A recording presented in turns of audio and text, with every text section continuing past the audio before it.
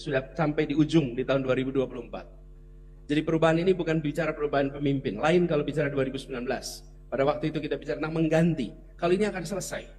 Jadi kemudian apa sesungguhnya perubahan ini? Perubahan ini kita berbicara tentang kondisi masyarakat. Yang tadi sudah disampaikan. Kondisi keluarga. Bila kita lihat misalnya hari ini. Satu, saya ingin bicara kebutuhan pokok yang diperlukan oleh masyarakat. Kedua, yang tadi disampaikan, lapangan pekerjaan. Ketiga, pendidikan berkualitas hingga tuntas. Keempat, pelayanan kesehatan. 4 hal ini kita akan masuk pada pertanyaan sederhana. Apakah kebutuhan pokok hari ini harganya murah atau mahal? Murah atau mahal? Mau diteruskan mahalnya atau dirubah?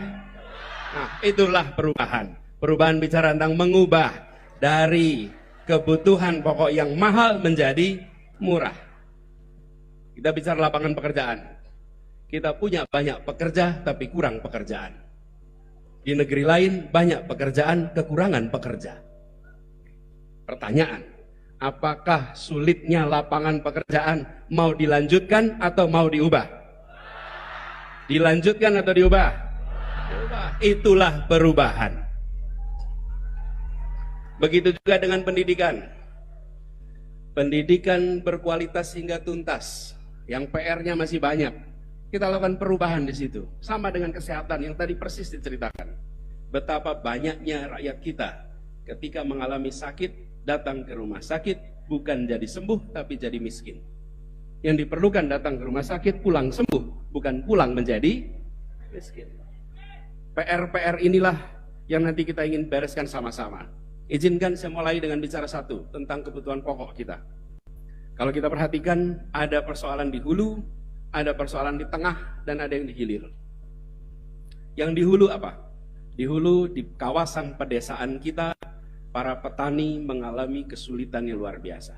Petani, betul tidak?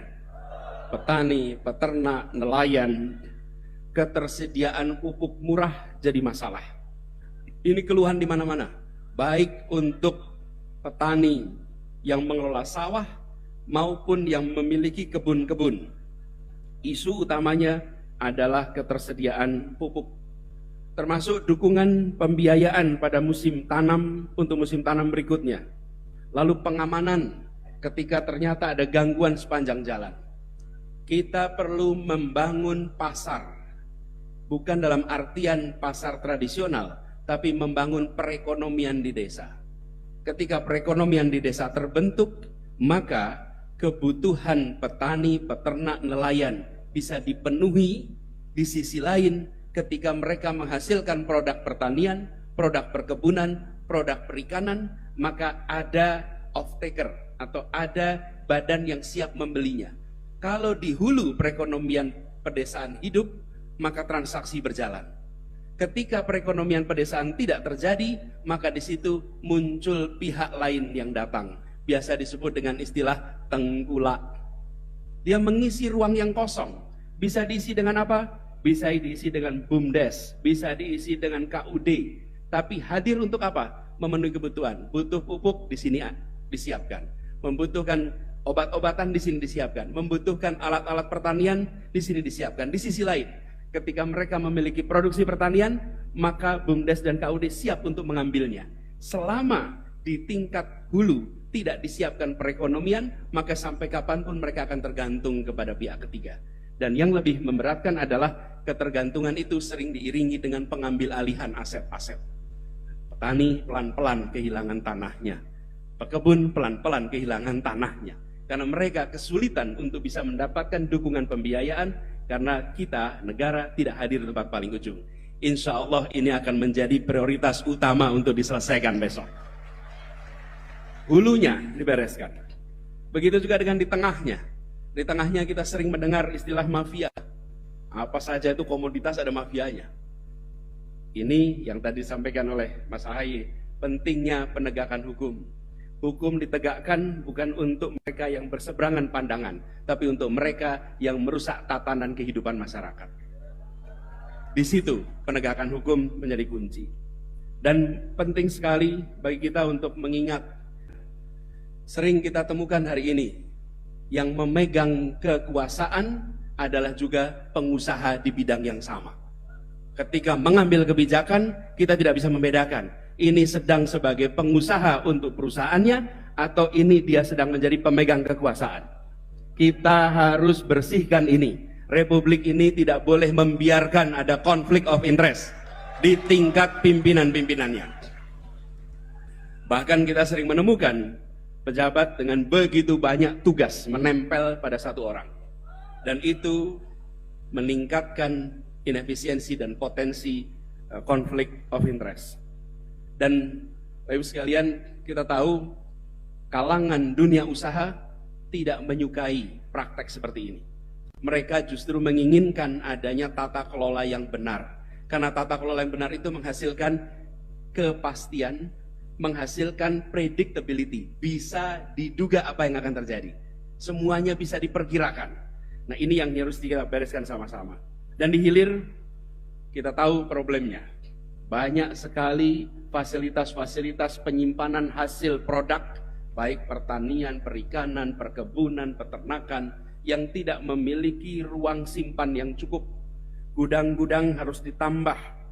Kita harus memastikan bahwa pasar-pasar induk di berbagai wilayah benar-benar berfungsi menjadi pasar induk yang cukup besar untuk menampung semua hasil produk pangan kita. Kami mengalami ketika kemarin mengelola di Jakarta, Mas. Ketika kita mulai di Jakarta, dari pasar induk di Keramat Jati sampai dengan seluruh wilayah Jakarta, kita bisa pastikan efisiensi, keterbukaan, transparansi lewat informasi pangan yang diketahui oleh semua. Kalau bahasa ekonominya, pasarnya dibuat memiliki informasi yang simetris. Setiap pelaku pasar punya informasi yang sama. Pedagang di kampung dengan pedagang di pasar, dengan pedagang di pasar induk, mereka punya informasi harga yang sama. Ke depan kita harus perluas, bukan saja di hilir informasi itu ada, tapi dari pasar induk sampai produsen, informasi pasar harus tersedia. Dengan begitu kita tahu berapa harga yang didapat di tiap fase. Dan yang paling penting, para petani, para peternak, para nelayan, mereka seringkali terlupakan di dalam proses ini. Kita hanya bicara bagaimana harga pangan murah, bagaimana pangan sampai dengan efisien, tapi lupa bahwa petani, peternak, dan nelayan, mereka pun harus menikmati harga yang layak sehingga mereka bisa menabung. KPI-nya bisa menabung. Disebut makmur apabila tabungannya terus-menerus meningkat sehingga menjadi aset. Tapi kalau dia tidak bisa menabung, apapun penjelasannya tidak akan mungkin bisa makmur. Bisa menabung itu kata kunci yang harus dimiliki petani, nelayan, peternak. Pertanyaan sederhana, apakah Bapak bisa menabung? Apakah Ibu bisa menabung? Kalau jawabannya belum, maka programnya belum beres. Ekonominya belum baik. Ini contoh Bapak sekalian, bahwa ketika menangani satu sektor yang sangat mendasar, kita harus kerjakan dengan detail. Tidak cukup sebagai retorik, tapi harus ada manajemen pemerintahan yang baik. Kita ingin Indonesia dengan kekayaan sumber daya alam yang luar biasa besar, bukan hanya bisa meraih swasembada, tapi insya Allah